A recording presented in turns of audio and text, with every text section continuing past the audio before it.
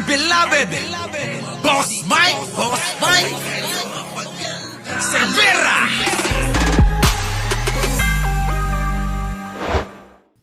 Ng tauhan ng Commission on Audit sa impeachment proceeding laban kay Vice President Sara Duterte ay binanggit ang ilang resibo para sa confidential fund na magkakahawig umano ang pirma at Kita nyo mga kababayan ko? Ha? Parang mga vlogger lang nila. Ha? Yung pong mga nakapirma sa confidential fund ng mga nakatanggap na pera, magkakamukha yung perma, parang mga vlogger nila. Magkakamukha, parehas pa? Pare-parehas pangit eh.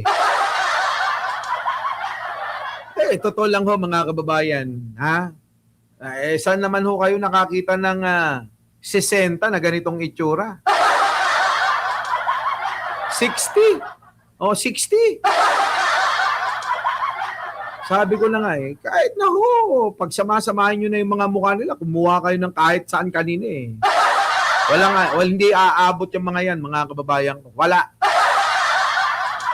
Di ba, no? Maria Cristina Eugenio, no? Wala! Guwapo na, madaldal pa sang pakay. Ay, nako! Kilabot ng loyalista. Uy, di naman. Sana hindi nakikinig si Jen, ano?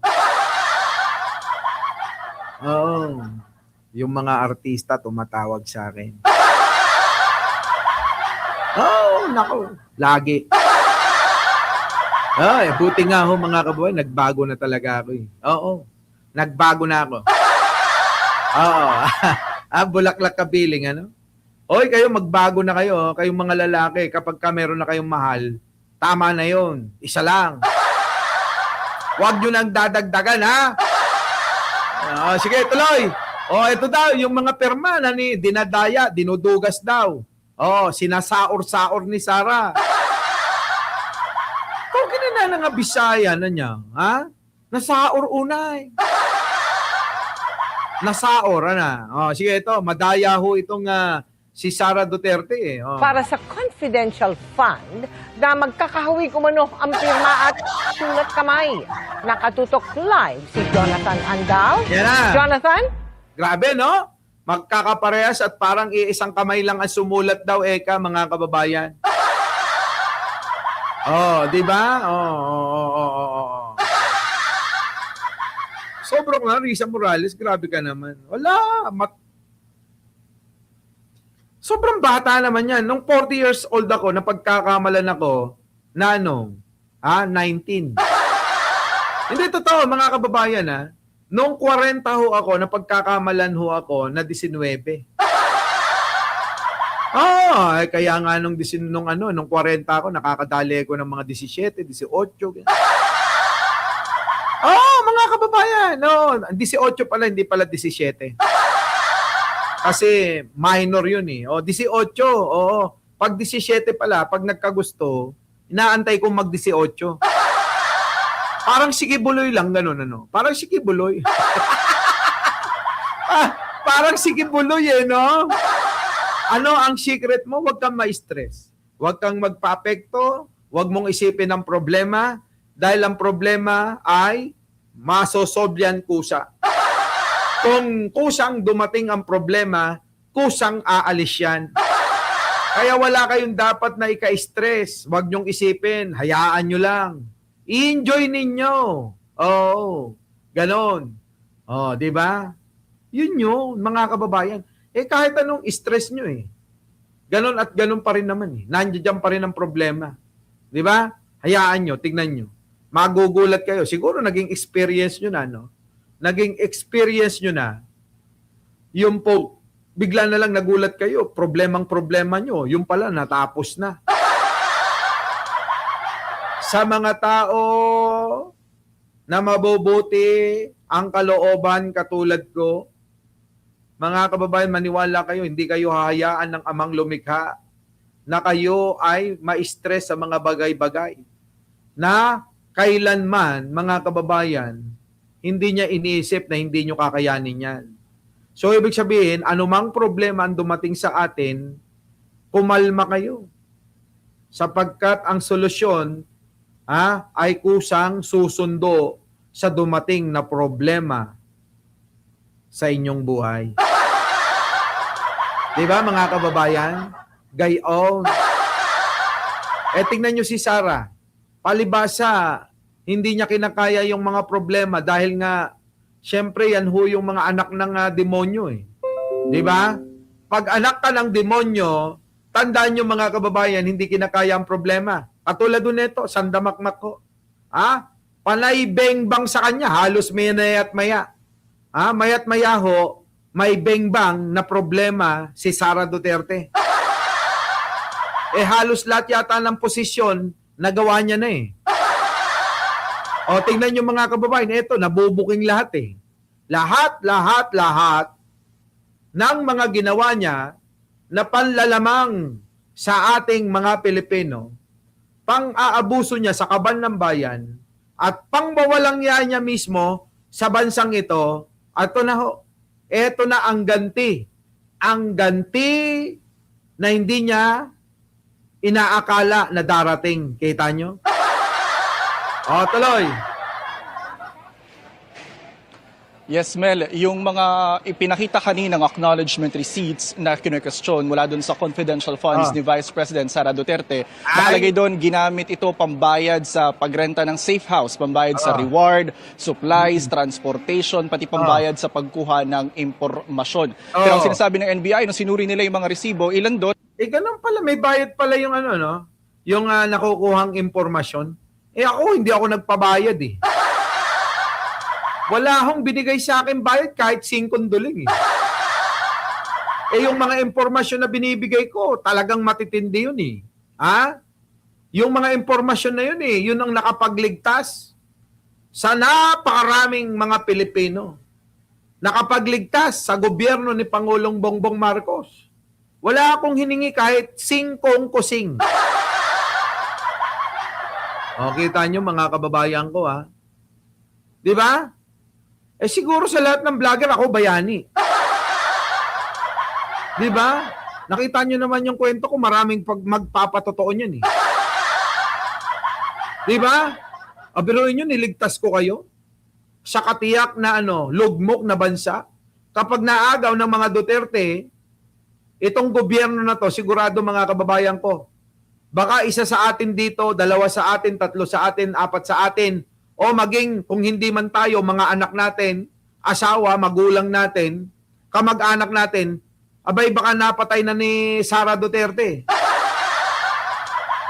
Tama, mali. Tama, mali.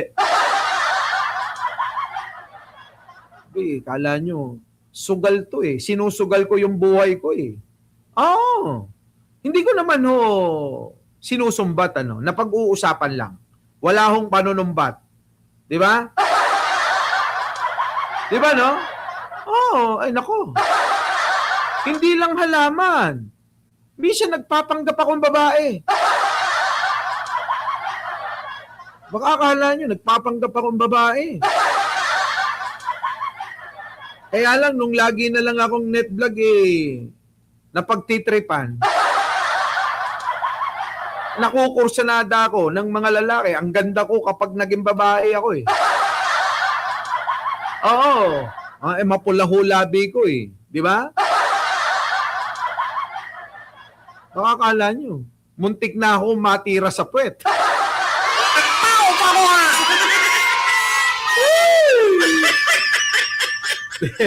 Di ba? Laos na yung halahalaman. Ewan ko sa iyo. Tuloy. Nakita nila, magkakapareho, magkakamuka yung pirma, pero magkakaiba ang pangalan. Ang COA naman po, inuutusan ngayon ng OVP o Office of the Vice President na magsauli ng pera sa kaban ng bayan. Ayan na, mga kababayan, pinagsosoli si Sara Duterte ng pera sa kaban ng bayan kasi nga, ninakaw ng putang inang yan. Sabi ni Chess Master, Boss Mike, baka dito na ako makapag-asawa sa comment section mo.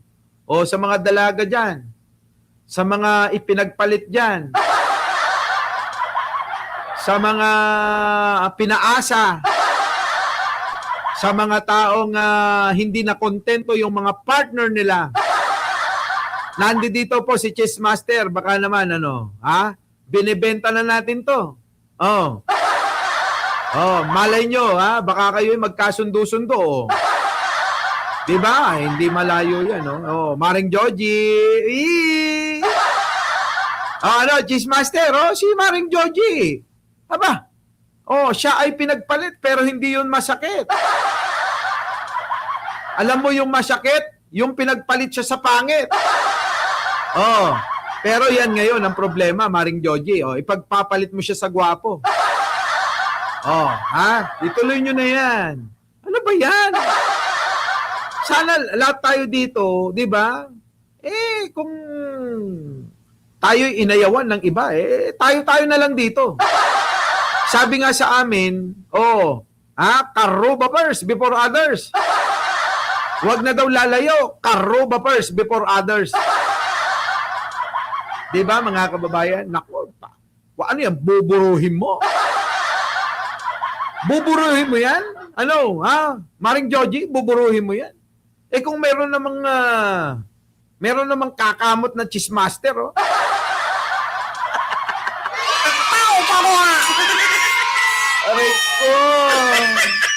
Aray ko. Puro panaginip impormasyon mo, di ba, Boss Mike? Oo. Panaginip lang. Hey! Oy, masarap ang may minamahal at minamahal ka. Di ba? Oh, yan ang tandaan nyo. Masarap ang nagmamahal at minamahal ka pabalik. Ang pinakamasakit at hindi masarap, yung ikaw lang ang nagmamahal o kaya ikaw lang ang minamahal. Mali. Oo. Siyempre, alam nga naman na hindi kakamutin. Di ba? Magkakasya na lang ba sa inyo yung mga ginagamit nyo na kung ano-ano dyan? Di ba? Wag. Tandaan nyo yan mga kababayan, hanggat kayo'y nabubuhay. Wag nyong pagkakait sa sarili nyo yan. Ang kaligayahan, minsan, hindi lang ho sa sarili. Nasa ibang tao yan. Hindi ko ipapayo sa inyo na sarili ninyo lang. Hindi ho. Ang kaligayahan ay hindi lang nasa atin. Eka nga mga kababayan, nasusulat sa pambalot ng tinapa, walang sino man ang mabubuhay para sa sarili lamang. Ay kita nyo, napakagandang salita nun na dapat nating isa-isip Walang sino man ang nabubuhay para sa sarili lamang. Tapos susuluhin mo. Ay, Diyos ko. Di ba no, Shawnee, ano? Sige, tuloy. OVP 375 million. Sa pagsalang nila sa pagdinig ng House Committee on Justice, sinabi ng Commission on Audit na pinababalik nila sa Office of the Vice President ang 73 million pesos na confidential funds na ginastos noong fourth quarter ng taong 2022. Bahagi ito ng 125 million confidential fund na nakuha ng OVP December 2022 at naubos daw ng 11 araw lang mula December 21 hanggang December 31. Ito ang naging desisyon ng COA sa kabila ng apela ng OVP sa Notice of Disallowance sa pondong ito. Ang Notice of Disallowance sa isang opisyal na dokumento ng COA na nagsasabing ang gastos ng isang ahensya ng gobyerno ay hindi sumusunod sa tamang proseso o may... Hindi daw sumusunod sa tamang proseso si Sara Duterte nyo. Di ba mga kababayan? Hindi daw nasunod. Si Sara Duterte nyo mismo hindi nasunod. Tapos sasabihin nyo, Sara Duterte for President, putang ina nyo. Diba? Sisigaw-sigaw, Sara Duterte for President, mga putang ina nyo. Ewan ko sa inyo. Diba, no? Ano pa? Tumatagal tayo. Ayan na, mga kababayan, naglalabasan ng mga inampil ng mga hayop na yan. Ito. Ang kampo ng Vice Presidente. Ayan na. Kita nyo, nagtatago nga. Hindi na ako nagpapakita ang putang inan to. Mga kababayan, hindi na ako nagpapakita. Magdadalawang linggo na. Kaya huwag kayong magtaka mga kababayan pag yan nagpakita. malamang puro laslas na naman ang mga leg niyan. O kaya may benda na ho, yung buong katawan. Pustahan tayo. Ako tanungin natin ang Perlas na Bilog. Perlas na Bilog, sabihin mo sa amin ang sagot. Si Sara Duterte ba ay sinaktan na naman ng sarili? Nilaslas na naman ba ang sariling leeg? Bali-bali na naman ba ang mga buto-buto sa kamay? Sinuntok na naman ba yung salamin? Puro sugat na naman ba mga kamay? Sabihin mo sa amin ang sagot. Ba, baby, bobo. DDS yun, bobo eh. Kita nyo mga kababayan ko, sabi ng bolang kristal natin. Kaya pala hindi makapagpakita si Sara Duterte ayon sa ating bolang kristal. Aba mga kababayan, pinagagaling pa raw yung mga sugat. Ay, totoo nga, na baka naman sinaktan na yung sarili niya. Diba, Sara Duterte, magpakita ka na pa sinungalingan mo tong mga sinasabi ng bolang kristal namin. Diba no, Max Safe, Sinasabi ng bolang kristal natin eh. Ginorgor na naman yung sarili. Sinaktan na naman yung sarili. Di ba? Boss Mike, kung payat at nasa tamang katinoan si Inday, maganda sana. Yun nga lang, kung agad din. Kung payat, unang-una, hindi.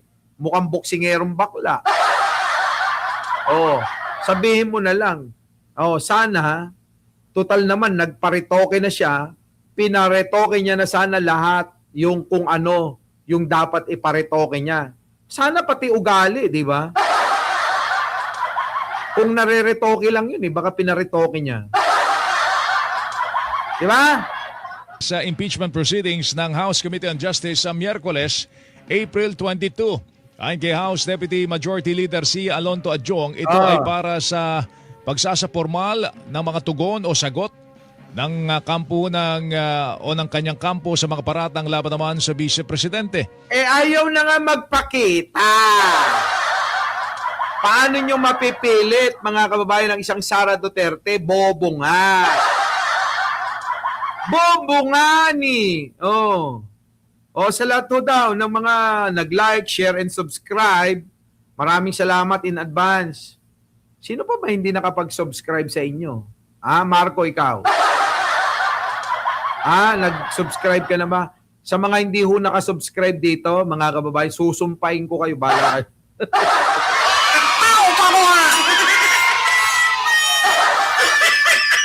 Susumpain natin ang lahat ng mga hindi nakapag-subscribe. Wag na nga lang, bahala na nga kayo sa buhay nyo.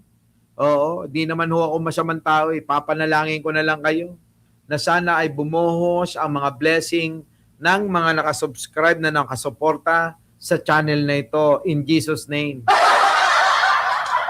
Hallelujah. Di ba mga kababayan ko? Nako, wag nyong binabasta-basta yung mga ganyan ko. Nagkakatotoo. Mga kababayan, nagkakatotoo. Subukan nyo. Alam nyo ba mga kababayan, ito, cross my heart. Ayan Kaninang umaga, bago ako mag-live kaninang umaga, nagkwentuhan kami ni Jen. Sabi ko, nanaginip ako na may tutuka sa aking ahas. Tutuka ba? Yung ahas, muntik na akong tukain. 2 araw na Sabi ni Jen, masama yan, masama. Sa akin hindi masama yan. Yung ahas, pag napapanaginipan ko, sabi ko, pera parating yan. Parating ang pera, sabi ko. Sabi niya, sa akin kasi kapag nanaginip ako ng ahas, malas. Hindi nga ako swerte Year of the snake ako Snake ako Year of the snake ko, mga kababayan. Sa lahat ng pagkakataon na ako, nanaginip ng ahas, dumarating ang pera Aba mga kababayan, kanina may tumawag. Boss Mike, pera. Next week. Agad! Putik na yan, no? Kita nyo mga kababayan ko, ha? Yan ho yung mga, tingnan nyo, yung mga blessing natin, pinamamigay natin sa ibang tao. O nung isang araw, namigay tayo ng mga bigas. O, nauna pa ngang i-flex ni Mima yung mga bigas, eh. O sa susunod na araw, mamimigay naman tayo. Kasi si Koy, tumatakbong kapitan sa barangay nila. Bilang suporta, sa barangay nila, yung mga driver ng mga ano doon, ang bibigyan natin. Bahala na sila, di ba? Hindi ko ugali yung magbe-video ng ginagawa ko mabuti sa kapwa. Hindi ko ugali yan. Yun nga lang, nag-video tayo ng nakatambak lang na sasakyan na Kia Pride natin sa bodega. Abay, minasama pa ng mga hayop ng mga DDSD. Niyayabang daw natin, eh. Kaya sabi ko kay Jen Angeles, kahit na gusto mo yan, hindi na. Benta na lang natin at itulong na lang natin. Kaya ibebenta na lang ho natin yung Kia Pride natin. Baka gusto nyong bilhin. Kahit hindi cash. Kahit hindi cash. Pwedeng financing, ganyan. Tutulungan ko kayo. Diba? Meron pa akong BMW, meron pa akong Mercedes. Ilan pa ba yung mga sasakyan sa bodega? Kita nyo, mga kababayan ko. Hindi ko naman pinagyayabang yan. Ang tagal-tagal na sa akin yung mga yan. Nagyabang ba tayo? Yan, makikita nyo. Yung mga ordinaryong sasakyan lang kasi hindi naman ho ako mayabang. Kung yabang lang, mga kababayan, hindi ko na ho kailangan magyabang. Kaya kayong mga DDS, kaysa nang babas kayo, isipin nyo kung paano umasenso. Hindi yung nakakita kayo ng bigay ni Martin. Sabi ba naman yan yung bigay ni Martin. Di ba? Kasi sinasabi ko, Mike, pakikwento yung sabi ni Ken Garcia about sa ubasan. Sa akin galing yun. Bakit? Tauhan ko dati yan, si Ken Garcia, Kaya yung mga yan, alam nyo, hubog, siksik, aral yan sa mga mabubuting gawain para sa mga natin, mga kapwa natin. Kapwa-tao. Yan ho yung aral ko lagi sa mga tauhan. Sa mga staff ko, ang aking laging pangaral, magpakatao, maging tapat, at matuto kayo na kung ano yung para sa inyo lang. Hindi lalabis, hindi magkukulang. Diba mga kababayan ko? Kita nyo, napakaraming binibigay na blessing. Ako ba Sabi ni Ngiwe, magkano araw mo? Bobo, hindi mo matatapatan. Baka buong angkan mo hindi aabot sa isang araw ko. Tanongin mo, ilan sasakyan ko? 24. 24 na sasakyan. Puro mamahalin. Diba? Yung top down, pang malengke lang namin yun. Baka akala nyo, pamalengke lang yun. Merong mga BMW dun. Meron akong Ferrari dun. May Lamborghini ko dun. Diba? Diba? Sasabihin, bigay ni Martin yan. Paano magiging bigay? Nasa akin na yan. Wala pa ako rito sa social media. Ilan ang condominium na pinapatira ko yung mga walang mga tahanan. Lalong-lalo na yung mga nag-aaral ng koleyo. Diba? Karamihan, babae. Bakit? Bakit? Babae, Boss Mike. Yung mga lalaki, kaya na nila yung sarili nila. Pwede silang magpakalat-kalat sa kalye. Yung mga babae, Maraming manyakis na DDS, baka gahasain yung mga yan. Iniingatan ko yung mga babae na yan, kaya pinatitira ko sa sandamakmak kong kondo. Alam nyo naman ng mga DDS na lalaki, di ba? Mga manyakol, mana kay Duterte at kay Kibuloy eh.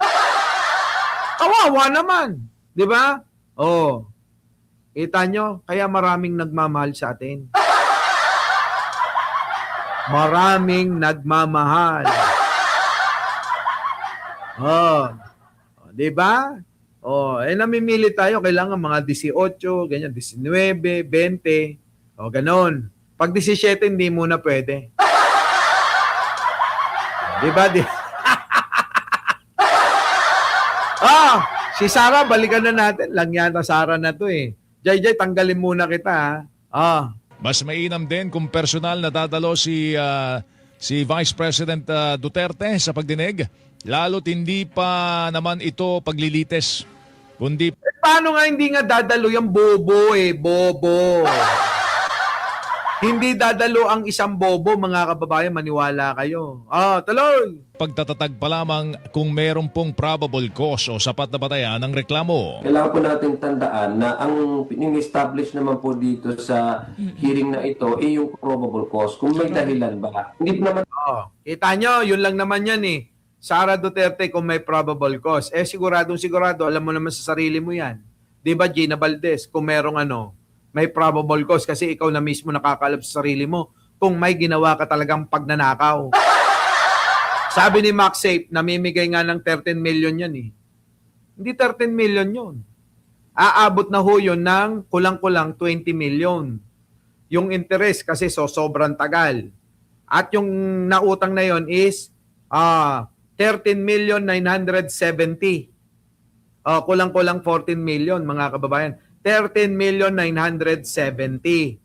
Yan po yung eksakto na utang. Yung mga attorney's fee, 2 abogado ko.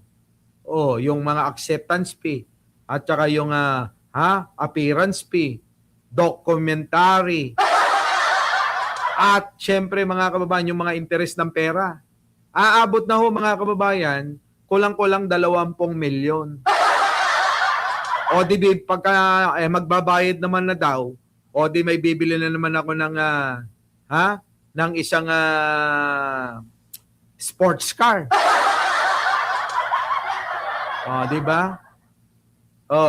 Kaya lang kasi hindi naman ho ako ganun ka-garbo eh. Kumakain nga ako sa lugawan. Di ba? Kumakain nga ako sa lugawan eh. Kumakain nga ako ng tusok-tusok eh. Bakit? Yun yung nakagisnan ko eh. Yung kumain ng pagkain talaga ng masa. Ano magagawa natin doon mga kababayan ko? Wala ho eh. Yun talaga yung nakagisnan ko eh. Mas gusto ko nga nagkakamay eh. Sa bahay, dito sa bahay, kung kami lang ni Jen Angeles. Nakakamay ho ako. Kamay-kamay lang ho ako. Diba? Sa mga hindi ho siguro nakakakilala sa akin, iisipin na baka ako si Mima o kaya ako si Takero. O kaya ako si Nyulo. Hindi ho ako ganon.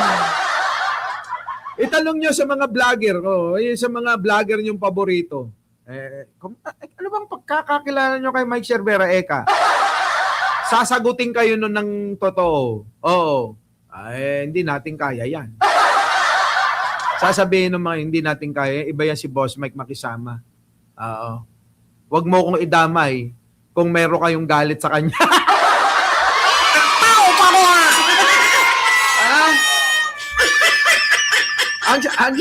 Ang sasabihin,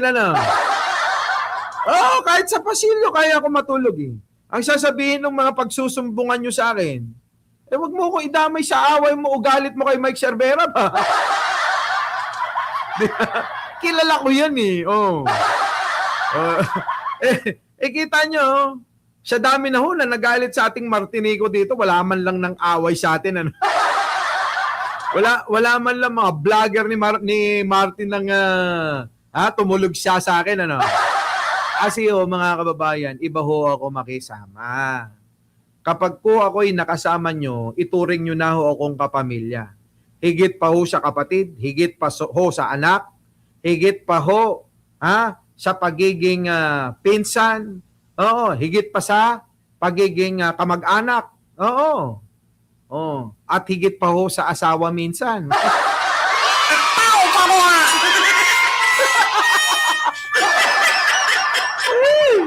Ewan ko ba? Ano ba namang klaseng content to? Oo. Hindi, seryoso. Pinagsasapak. Oo. Totoo naman eh. Di ba? Akala nyo kasi nagbibiro ako lagi. Di ba, Meridian de Vera, JC, kayo magsasabi niyan. Jay Magarais. Kayo nga, ano. Di ba? Barakong, bigote, bigote. Di ba, Pachuchay? Kayo magsasabi niya. Sa tagal ho na binabanatan natin. At, tinutuligsan natin si Martin. Meron ho ba ni isa? Na mga tagapagtanggol ni Martin ang tumira? Di ba? TPL Mau, di ba? Tama ba? Oy, welcome nyo naman. Follow nyo naman si TPL, TPL 3. Si Mau po, isang batikang manunulat sa social media. Yan po si Maureen, di ba? TPL, Asuplado ba ako sa personal? Ay, tanong nyo kay Mau. Ang iniisip ko lang ba yung sarili ko? Tanong nyo kay Mau. Nakasama ako niyan eh. Kapag nakasama nyo ko, hindi ko ho iisipin ang sarili ko. Iisipin ko kayo. Kayo ang una bago sarili ko. Di ba, TPL, mukhang malapit na yung, alam mo na. Yan, mga kababayan. Kasi akala nyo lang kengkoy ako eh. Hindi ho ako ganito sa personal.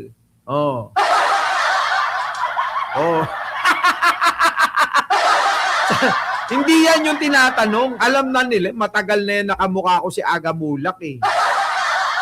Yung sinasabi ko sa iyo. Diba? Mga kababayan, tandaan nyo, pag nagkasama-sama tayo, uunahin ko kayo bago sarili ko. Oo. Kung sakali na tayo ay nakasakay sa bangka, di baling malunod ako, wag lang kayo. Di baling magutom lang ako, wag lang kayo. Ganun po eh. Di baling may damit kayo, kahit wala ako. Yan, mga kababayan, maniwala kayo. Hindi ko binubuhat yung sarili ko dito. Kasi bakit ko sinasabi to, anong punto ko? Ikumpara nyo ko kay Sara. Si Sara Duterte, sarili niya ang inuuna. Si Sara Duterte, mamatay muna kayo, basta buhay siya. Si Sara Duterte, di baling magutom kayo, basta busog siya. Yan yun! Diba? PM me, TPL, PM me, Akala nyo kasi, mga kababayan, yung mga sinasabi ko, walang katuturan. Pero inyong aralin, mga kababayan, malaman. Malaman! Ganyan ang dapat nagawa pag-content. Diba, no, Chess? Yan, Our beloved Boss Mike